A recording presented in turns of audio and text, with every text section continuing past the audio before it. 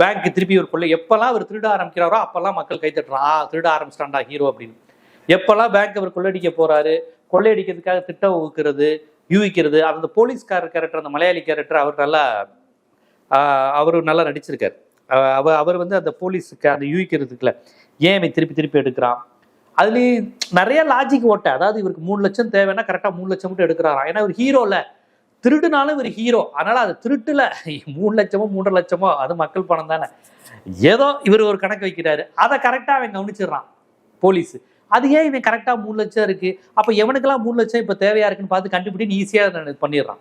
அது பார்க்குற நமக்கே எரிச்சலா இருக்கியோ, திருடுறா 6 லட்சம் 7 லட்சம் திருட வேண்டியதானையா. அப்புறம் ஒவ்வொரு முறையும் திருடுவியா, 3 லட்சங்கிற பேங்க்ல வந்து கட்ட முடியலைங்கிறான், 4.5 லட்சங்கிறான். ஐயோ அப்போ 1.5 லட்சத்தை திருப்பி திரும்ப, திருப்பி 1.5 லட்சம் திருடுறதுக்காண்டி இவர் பேங்க் போறாரு. இந்த மாதிரியான காட்சிகள் வந்து லாஜிக்கே இல்லைங்கிறப்ப கொஞ்சம் அலுப்புட்டுது. இவர் திருடுறதுக்காக இந்த ஜீப்பை முன்னாடி நிறுத்துறது, உள்ள பேங்க்குள்ள செக் பண்ணி வர்றது, இதெல்லாம் ஓகே, சுவாரஸ்யமா இருக்கு. லாஜிக்கு சுத்தமா கிடையாதுனாலும் சுவாரஸ்யமா இருக்கு.